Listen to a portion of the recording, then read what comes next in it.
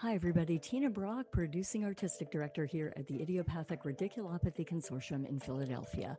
I'm your host for Into the Absurd, a virtually existential dinner conversation.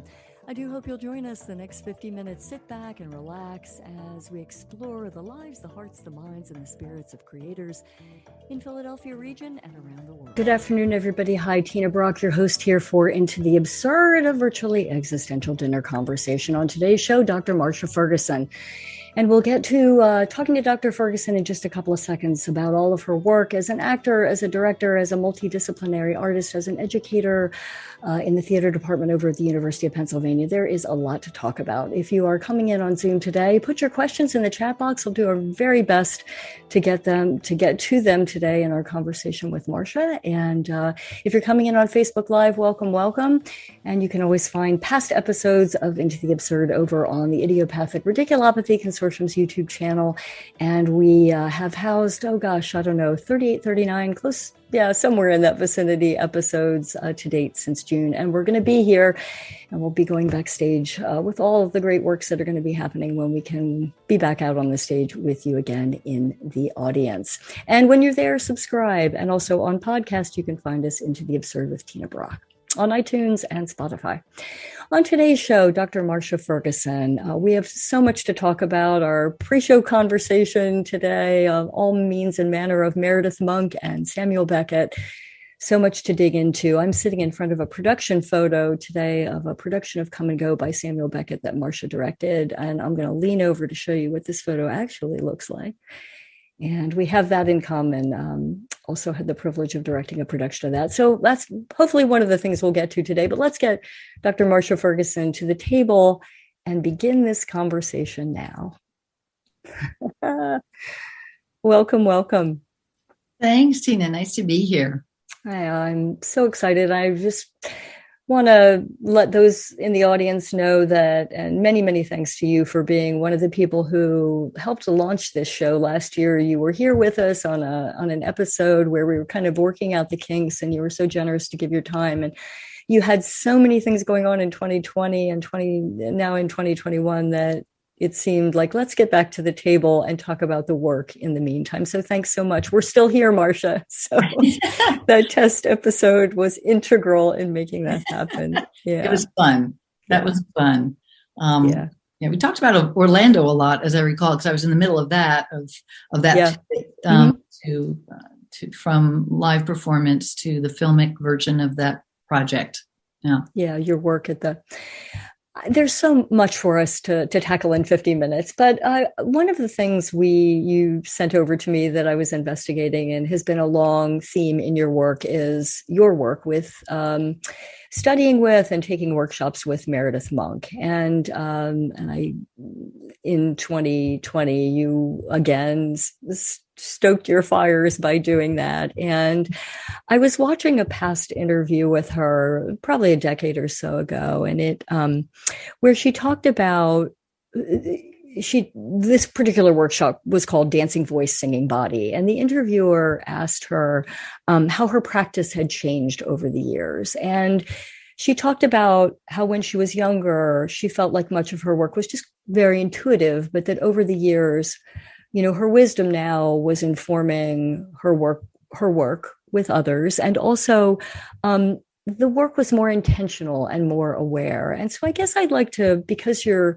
have a hand in that directing piece, acting piece, and the educator piece, how your practice has changed over the last year, over the last 10 years, do you identify with that? Oh, absolutely. Absolutely. That starting with intuition and leading hopefully to a little bit of wisdom after decades of practice and teaching and thinking.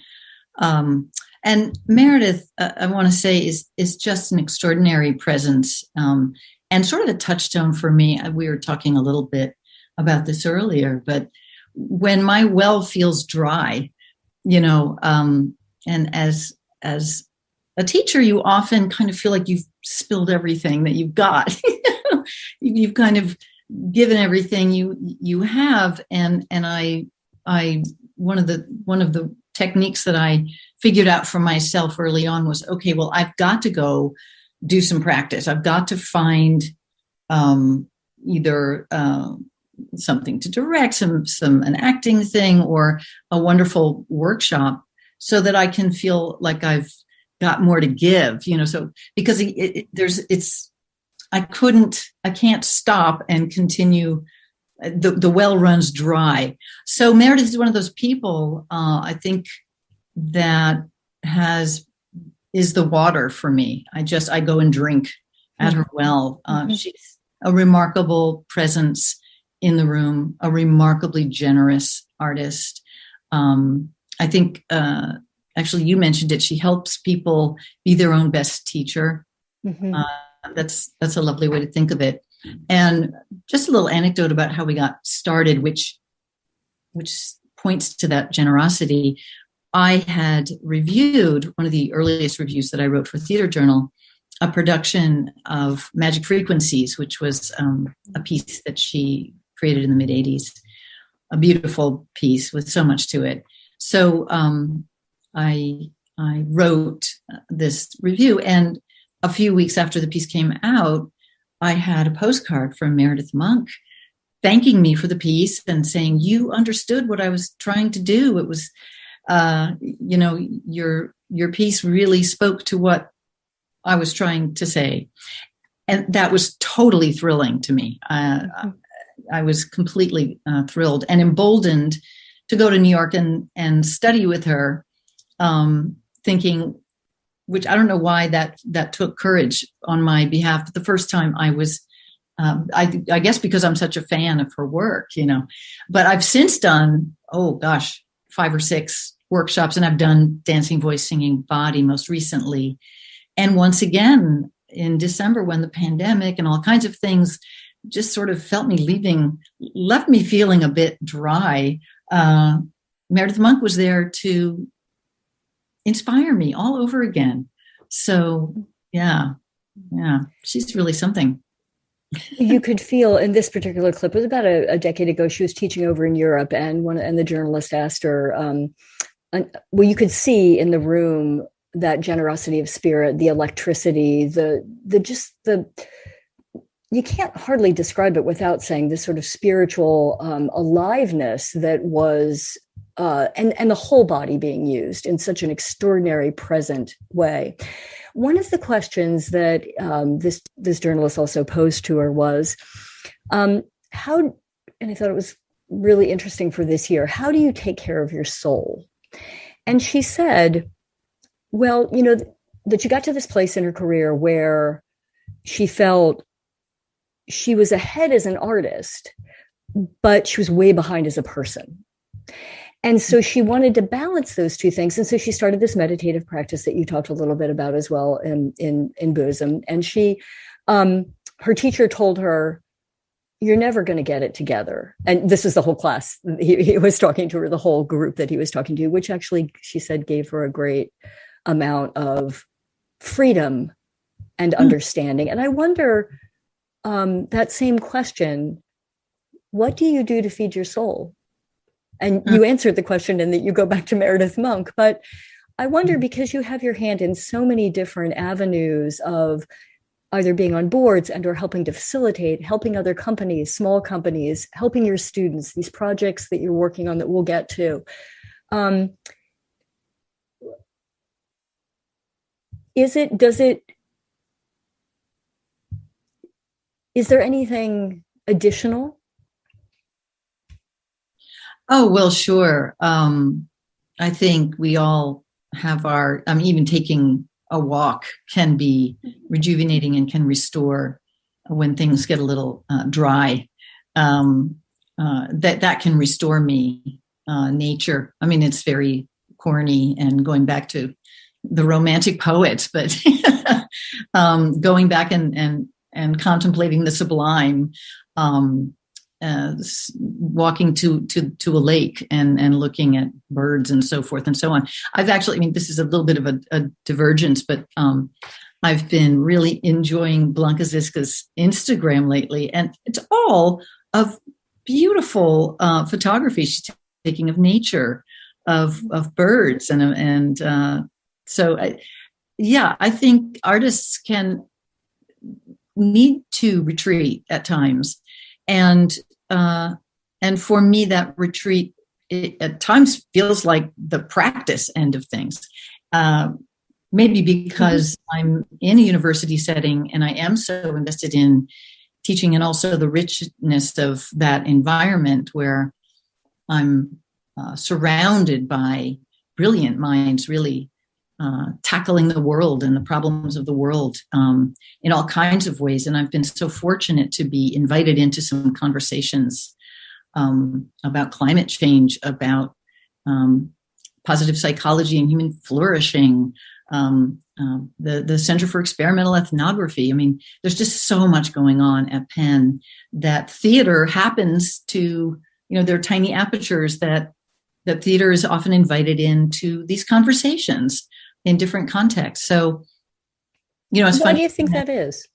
Well, I was just going to say, when I decided to go back, I had an MFA, so I was very much leaning into my practice as an actor at the beginning of things. So went to Temple University, got an MFA right out of college, and I was going to be an actor. That was it, and had a wonderful experience doing that. But soon, as I started teaching, realized that I needed context, I needed history, I needed literature. I was hungry for different kinds of ways in to what was happening on stage. And I think that's a good analogy for what happened to me when I came to Penn 22 years ago now, was I just became, the more I hear about different things going on, I get hungry to engage questions that impact theater from all these different perspectives. And that happens in the classroom as well. I mean, I've been so fortunate I just have gotten amazing students who come across my threshold and teach me so much. So that's another way that I get nourished as well. Mm-hmm. I'd have to say. In your work as a director and as an actor, and I'll quote again, Meredith Monk was being asked about, because I think it seems like you have a long history and a lot of shared aesthetic and artistic, and you certainly, look up to her work. She talks about it being very structured, but there being this little pinhole where there is this ability to play, mm-hmm. and that's understood between whoever she's working with, the group that she's working with on stage. How does that figure into your practice? Would you describe yourself as a fairly structured director, then leaving room for play, or? What a great question. Because it kind of goes to the heart of precisely the way I think of, if I'm thinking about what perhaps is distinctive about my approach. I'm such a firm believer in following instinct, right? So I really try to find ways to invite the people that I'm working with, the folks in the room, to tap into their own inspirations and leanings and impulses. And sometimes that work is extremely abstract, right? So on the bottom of my syllabi for when I'm teaching acting, for example, I really caution people. I'll say, especially if you're new to acting, in an introduction to acting class, for example, I will be asking you to be doing some strange things that perhaps don't make too much sense, but a lot of the understanding of the exercise will be achieved in the doing of them, not in the talking about them, not in the reading about them, but in the doing. So if you're game for that, then you're welcome to my class. If you're not game for that, I understand completely, but perhaps this is not the class for you. So it's that important to me that I actually put that on my syllabus, just because I've learned over the years. And by the way, this willingness to experiment, this willingness to play or to take a flyer, to take a big risk, it's not limited to artistic people. Some of the most wonderful and brave students I've had are from the School of Nursing or from Wharton or are engineers. And I'm always delighted to have them in the classroom because you never know who is really game. And of course, when one person, participates in that juice, everybody else kind of gets on. Really, it becomes a lingua franca for the class / ensemble. So, but to get to the other part of your question, of course, I have to be organized as a director if I want to, and in the context in which I direct. When I direct professionally, it's a bit of a different story. I really want to be organized in terms of, calendar, and I never want to be late to a rehearsal. Those kinds of sort of basic check boxes. I'm quite observant. But when I'm directing for Penn in a pedagogical context, in other words, I want the people in the production to go away not just with a great experience of getting their hands deep into the guts of a play and of a practice, but also to carry away with them, okay, this play occurred in a certain moment in time, in a certain particular cultural and historical moment in which there was a particular set of political implications to that work. There was a kind of reception that happened, in the audiences and the people that wrote about the production. And also at times, and there are bodies of thought like theorists and critics who have written so intelligently either about the work or the playwright or the movement or some idea that's connected to it that I feel is important. So that takes organization. And I've done it so much at this point, years and years of it, that it comes naturally. But it was something I had to learn as a director. So, yeah. Speaking of a lot of literature and a lot of language, well-earned being put forward to an author, I'm sitting in front of a production still from a production of Samuel Beckett's Come and Go that you directed. And can you speak a little bit about what that produced for you? What insights as a director working on this work? Absolutely. Yeah. Thanks for that question, Tina, because I loved working on that play. And I know you've worked on that play as well. And I'm sure that we have similar reasons and probably individual reasons for loving working on that play. Just to contextualize it, I did an evening of 4 short plays, Come and Go, which the still is from, Footfalls, Rougher Theater 1, and Catastrophe. So, and each one is so different, but they all, I thought, ultimately worked together. But we were talking a little bit about this, and this is a great example of what I was talking about a bit earlier about what it means to be in sort of an academic context and be writing and thinking about the practice even as you're doing it. I wrote an essay that's coming up recently about touch in theater. And it really did derive largely from my experience directing this play.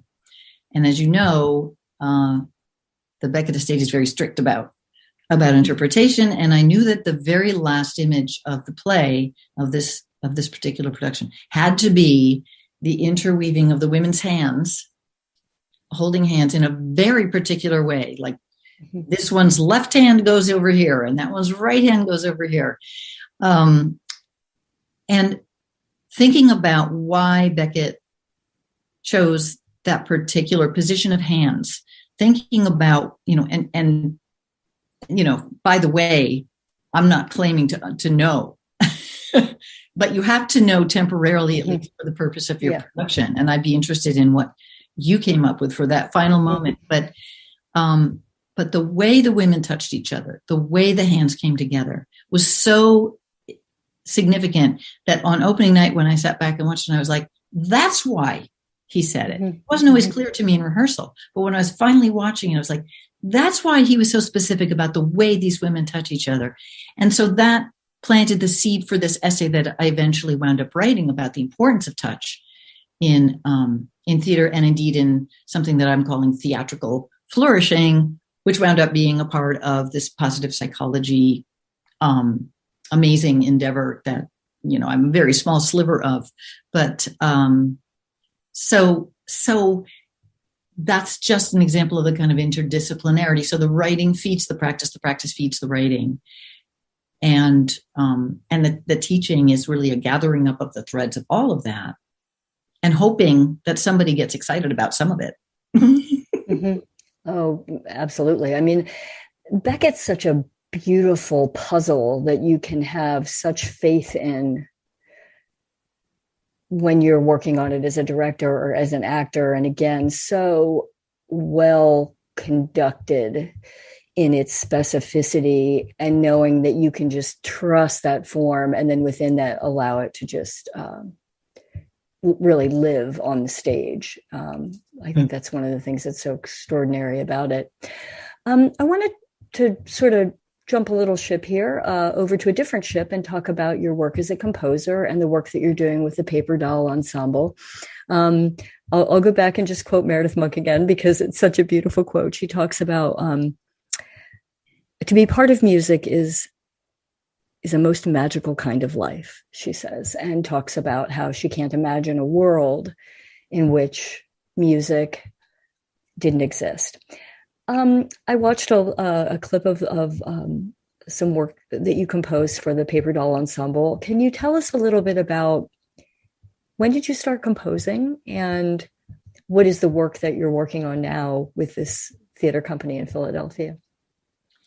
Oh, I would love to speak to that. As for the first part of your question, I took a lot of piano growing up. I think 14 years altogether. I studied piano, and there were always little songs going on in my head.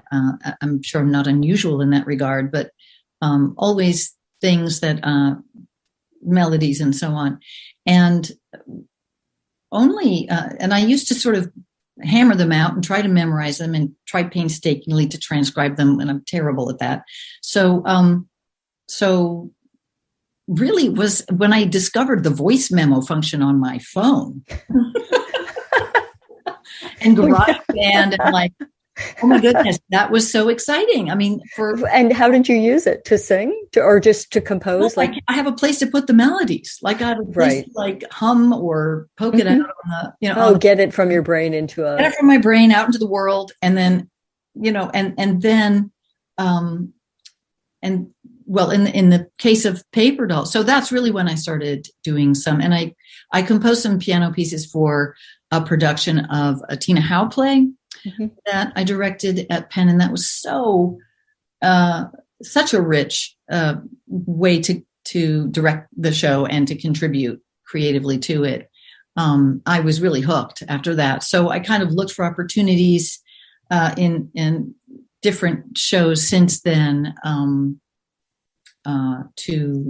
To help with sound design or with actual melodies. I mean, the production I directed of Everyman in 2019, which, fall of 2019. Doesn't it seem like a long time ago? If you think about it, really, it was a different planet. It's just like before pandemic, after pandemic. Before times. It feels like, yeah. Exactly. So it was the before times, but a lovely experience with adding music to that show as well. But Paper Dolls is a small feminist theater company, as I'm sure a lot of folks in Philadelphia know, that has done some extraordinary work. Mary Mary was their most recent one, but This Is How Girls Die and some other productions. So I've been privileged to be working on helping generate material for their next production, which they're hoping will go up in 2022. And I've started out helping with devising. I'm doing a bit of facilitating to help generate material now, and have been contributing songs sort of off the cuff as they come to me. And one was an election song, which I wrote around the time of the election. Another one had to do with diet foods, which was it was sort of an outtake. It's something that I composed for Mary, but did not get used. But they did something very clever with it and put it on Facebook or something. So, but they're a wonderful group. They're a great example of getting as much as I'm giving, for sure. And I'm very excited about the work that's being generated and the people that are in the room. And it feels like quite a privilege to be there. So that's what's happening now. We're going to start, we've been doing workshops through the summer and the fall and the winter, and we're going to be plunging into some spring workshops with a work in progress showing around June, I think, is the plan. So that's kind of something I'm engaged in at the moment with music. So yeah.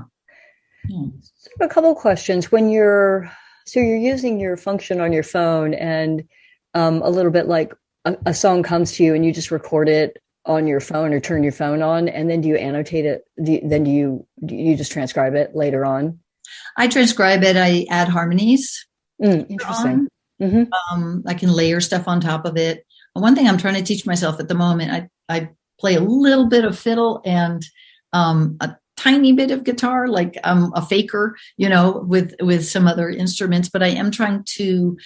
My son kindly gave me a MIDI keyboard, and so I'm investigating. I'm exploring synthesizers and kind of trying to create a richer sound for some of these compositions. And I'm excited about that. And actually, music is something I would love to take more time with, and I would say Meredith is certainly so inspiring. I mean, I love her music. I think it's amazing. Having done the dancing, voice, singing, body workshop, as well as other ones, you're just immersed in this notion of the voice as movement and the body as voice. And it really, after a while, it really starts to make sense. And I think that's been very inspiring for me, because it also translates into the doing of directing, right? Where we translate text into three-dimensional storytelling, right? And the addition of sound and music, of course. And I know you do amazing sound design yourself, Tina. So I know that's something that you've been very thoughtful about in your practice. I mean, can you trace that to something particular? Well, not probably dissimilar to your situation. I played piano for many years, and I've always just felt like it's a direct line to big sky, the big world, your big world of your emotions, the world of connectivity in the room with the audience. I mean, I think scoring, I don't compose, so that's, an area where I wish I had gone further, in the study of music, but it's hard for me to imagine a show or directing a show. It's the first place I start, is to listen to all manner and form of music that I think informs, and it won't end up in the final, but it's a way of contextualizing it emotionally and thematically, I think. So I really appreciate that. And I think the silence in Beckett, as we were talking about before, is its own musicality. The move of a pinky is a musical movement, so I that's very exciting that you're exploring that. When you're working with in devising or in helping to facilitate these works for Paper Doll, what does that look like in the room? What is your role? How do you surf in that ocean? In that ocean, there are so many wonderful techniques, and everything from Laban to viewpoints to Michael Chekhov and psychological gesture to some Lecoq experiments to, I don't know, Viola Spolin. I mean, to all kinds of things that one sort of picks up along the way.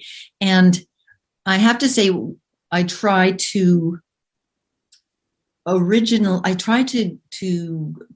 find some way of feeling through where I stand with regard to the generation of material. I'm not being very clear.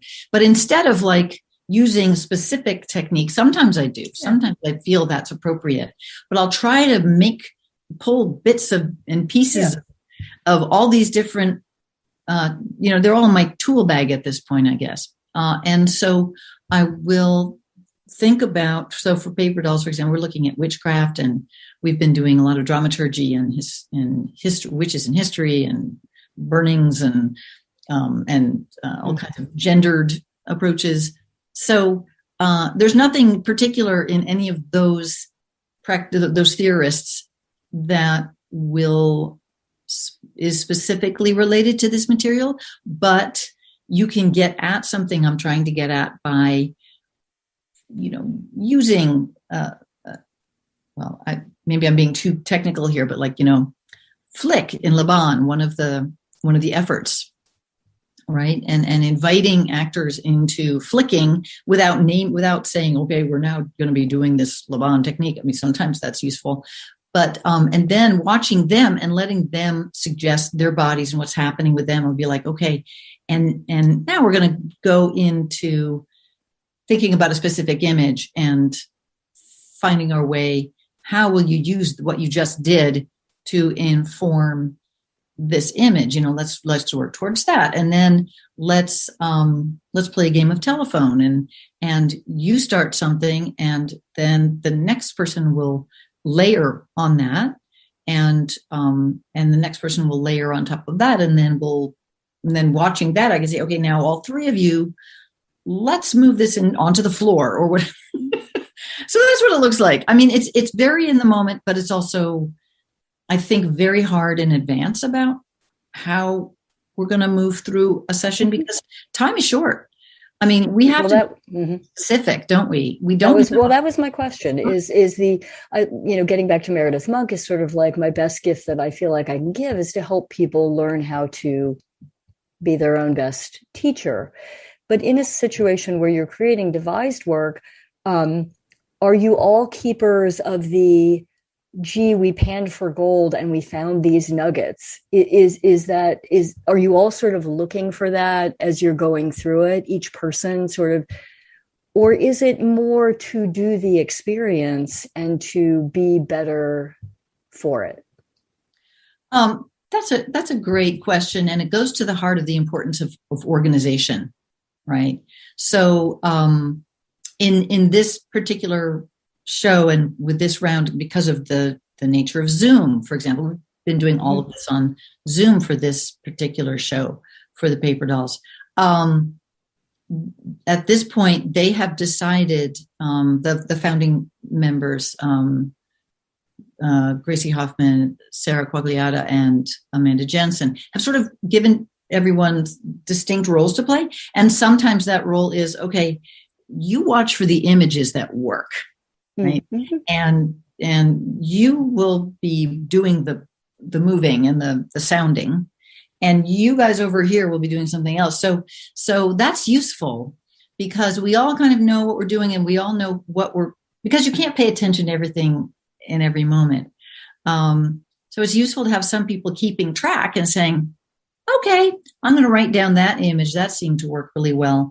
And then you have a nice image basis from which to draw when you're structuring the piece, if that makes sense. So yeah, absolutely. And Meredith, I think, there's a lot to say about the way she works with gestural imagery, and bodily imagery, and starting with something very simple, like you could, she'd say, okay, you need to plant some seeds, right? That's what we're going to start with, this movement of planting something. And we're in a valley, a verdant valley, but it's cold, it's April, and you have a hand tool of your choice from your imagination. And so start with a gesture that is repeatable and meaningful, and it has a purpose and a function.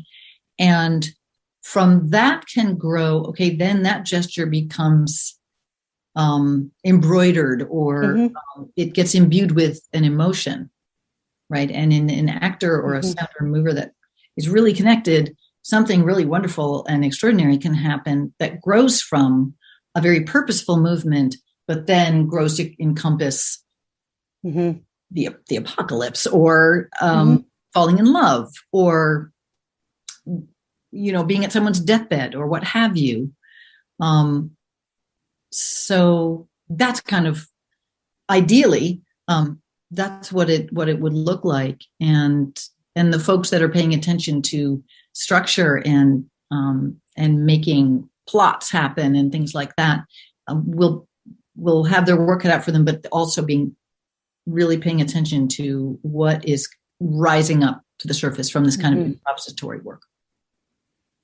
It must be exciting to be because largely the work the IRC does, we're not devising work. And I've always had such great admiration for what it takes to have that process, and to be able to watch it, the excitement and the energy and the electricity of this shape forming in the room, and who gets to be who is the keeper of those, the tracing of that. We talked a little bit. What's that? Thrill, isn't it? It's a special thrill. It's fun to talk about it, so I'm always funny to talk about it. It seems it's overly intentional to talk about it, but I'm the first person to say it should be talked about. I think it's an important. It's a magical process that's really certainly rewarding to watch. And again, we talked a little bit about having taken some workshops with Pig Iron Theatre Company, and your work at in London, and how that worked. Can you speak just a little bit about your work in London and how that differs in its structure? I'd love to. Yeah. From, say, your work with, Meredith Monk, or the work that you're doing now as a leader or one of the people devising. Facilitating. Yeah. Well, first, I would like to speak to Pig Iron, because I learned a lot of this technique from those folks. I learned so much over there. Fabulous people to work with and to learn from and be in a room with. Generous, to an extreme. And also I met some terrific people that actually wound up being important collaborators for me. Mason Rosenthal, I met in Something from Nothing, a workshop years ago now. And Mason is a member of the Lightning Rod Special devising company, which is an extraordinary company. And he and I wound up devising a show together that we wound up taking to Edinburgh, called Ursula Invents Old Woman, which is its own story, because we kind of got into trouble for that one. But how so? Well, we loved Ursula Le Guin a lot, and so we kind of built a show around a figure that we thought would come from her imagination of, an older female scientist who encounters an alien, right? So that was sort of the premise of the show. And we did all kinds of things. And it was like, a perfect Fringe Edinburgh hour-long thing. But we worked very hard at it and very long, and got a few decent reviews in Edinburgh, and enough to get the attention of Ms. Le Guin. And apparently she was not happy. So that was that. Was we were respectively. We were invited to cease and stop doing your show. How far were you in? How far were you? Well, luckily we were done. I mean, it was okay. We sort of thought, well, maybe we can take this back to the States and do something with it. But we ran it about 5 times, and it made on our notice, and we were like, okay, I guess the word got out there. The word got out, so I took that as a compliment, actually. But you're planning on going back. You're looking to go in 2022 again, right? I am looking to go. I'm hope. Yeah, you shepherd students, right? And you guys do another Penn ensemble. Yeah, I'm already excited about that, because it's so much fun. It's working with students in that context is such a privilege, and traveling abroad with them is always such an adventure. So I'm really looking forward to that. But just to get back to London.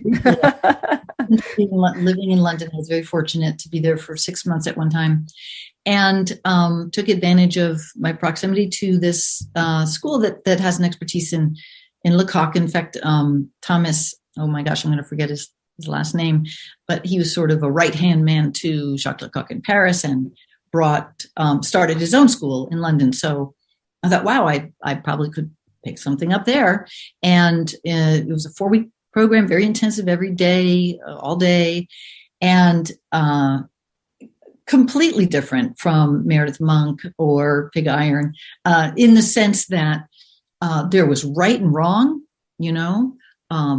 talk about structure. Like half the time you not just me, but everybody, you'd get up and do some work that, that you thought was going to fly. And they'd say, that was rubbish. That was terrible. You have not understood anything. Sit down, and I was like, oh my goodness. Wow. Okay. But I also learned a tremendous amount from what I perceived as this rigidity. But after a while, I started to see, I see why what I just did was rubbish. I get it now, because I didn't really understand the form. And it was very formal. It was, taking Lecoq's prescriptions to a very high level and holding me to it. Mm-hmm. I mean, and it was neutral mask, which is very difficult work anyway. So would you, did you have to figure out, or was it sort of, it was on you to understand how to fix the rubbish you had created, or was there? Oh, it was on you. On me. Well, okay, I mean, so that was the point, was that I had no excuse, because the teachers were excellent, uniformly excellent. They were tough. They were excellent. And they, every once in a while, they would show, and when you saw someone who really knew what they were doing around this technique, climbing the mountain and crossing the river and realizing this neutral mask, which was experiencing seeing the ocean for the first time, or whatever it was, the kind of propositions that they gave you, proposals. And when you saw someone who did it, who knew what they were really doing, it was like, wow, okay, it's like, watching an orchestra member noodling around on a clarinet, and then, you try to pick it up. So I have great respect for that work, tremendous respect. And I also know I don't have time in my life to go and master that, Oh, I see. I don't have time for that, but I sure learned a lot, and I appreciated that experience. Yeah. Yeah, and I'm sure it gives you, like everything, it's like learning that, in ballet class, when you're standing at the bar for hours and hours and hours on end, doing the same maneuver and the same set of drills. And then you realize later on, yes, okay, I understand now why we did that. I understand why that's, yeah. I want to make sure, a question here to you. When you contribute a song for, say, a paper doll, and then how does it get into the play? Have they asked for it? Do you give them the song and they decide how to use it? How does that work, Marcia? Well, with paper dolls, they asked for one song at one point, which was the Diet Foods song. Which they had done a lot of work on themselves, and they had, they sent me some harmonic proposals and stuff. And so I just sort of refined and added to what they had already done. And that was just a lot of fun to work on. And but then around the election, I was sort of inspired to, because I think a lot of this company, and I think that they're the way they grapple with issues of a lot of the issues that were in play around the election. What do you do with oppression and hypocrisy and sexism and racism, and how does that translate artistically, and where are your values around that? And I think Paper Dolls is real clear and kind of in some ways taking a leadership position on the importance of artists being clear around these questions. So I was inspired by them to contribute a song about the election, and basically the message was, get out and vote, please. But it was through the lens of and plus the image of a paper doll is very, to me, it provoked a lot of thought around what the election was all about and its importance. So I contributed that song. I contributed a song about witches, which is new and is floating around, and who knows if that will be. But I am intending to contribute music for this production. I'm just kind of waiting to see where it lands before I can engage in what that's going to be like. But so that's how it works. I mean, it's nothing formalized, I would say, although at this point it's a bit more formalized because I've been designated. Work. Yeah, you have that hat on. Yeah, have that hat on. Another area that you are that you've done some really interesting work is with the Unscripted project at and can you give us an entree into that work at the university? Sure. My role really has been as a supporter of some brilliant students who came up with a great idea. Mira Menon and Philip Chen, who approached me in fall of 2019. That was a busy semester, a lot going on while I was directing Everyman. And I had, in fact, Mira is in the photograph behind you. She was in Come and Go, and she was also dramaturg for the production. And Philip, I met elsewhere. I met him in Cannes at the film festival there, where I was fortunate enough to be. And so we met talking in line, as one waits in line a lot at film festivals. And so we just happened to get acquainted that way. He wasn't in any of my classes or my productions, but the two of them knew each other quite well and came up with this wonderful proposal for bringing improvisatory training to students in underserved schools in Philadelphia. And this became, and they asked me to be their faculty mentor, which I said yes. I was very happy to do that. And essentially they won this extraordinary prize at Penn. It's called the Presidential Engagement Prize. It was a $200,000 grant. And they have done extraordinary things with it. They've, despite the pandemic, which kind of, all the plans that they had laid kind of crashed and burned temporarily, and like for all of us, right? I was going to Edinburgh suddenly. I wasn't, you were going to do some things that didn't happen. I remember. We all kind of were like screeched to a halt, but they never missed a beat. I mean, they adapted everything, all their curriculum to Zoom, to online. They went ahead and got teaching artists involved, and they got they are a nonprofit now. They've gotten that part done. They have impacted, I think they're working now with 6 schools, and 150-ish students have been already impacted by this. And all of the data that we've been able to gather is extremely positive. It's a great program. And these two people are so wise about things I am not wise about, which is the business world. They're both Wharton graduates, and they've just been really carefully laying the groundwork so that this project gains steam and momentum and the kind of investment it needs to continue its mission and reach more and more and more students, especially the ones that need it most.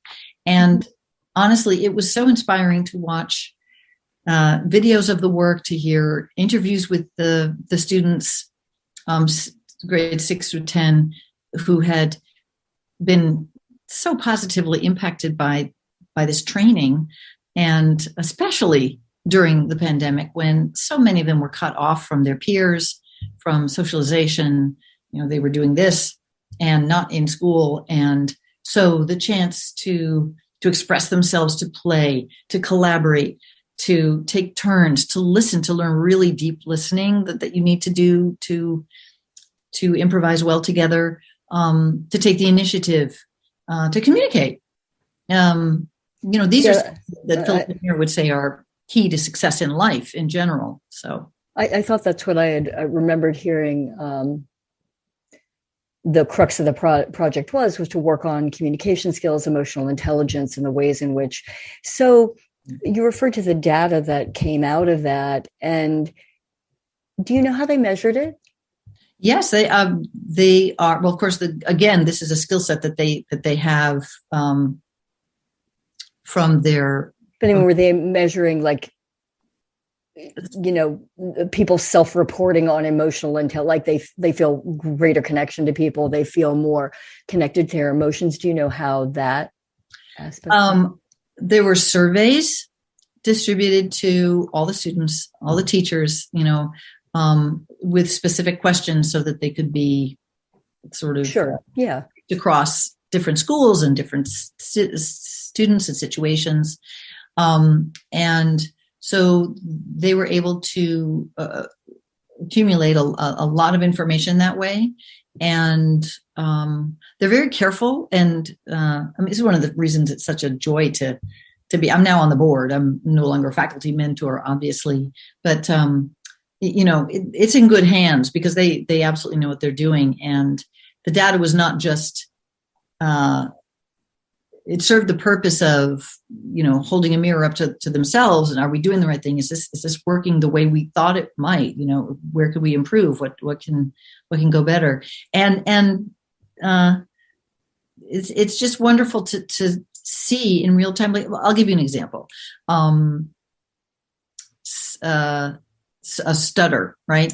A stutter was found to be resolved in the course of improvisation. Didn't happen when the student was improvising. Had a profound impact on the life of that individual. Yeah. Oh my gosh. Yeah. Those kinds that's extraordinary. Anecdotes are profound. Yeah. And yeah. So yeah, Carly Simon was on Finding Your Roots, and she was saying that as a child she was a stutterer, and then when she sang, she did not, which is how she started to.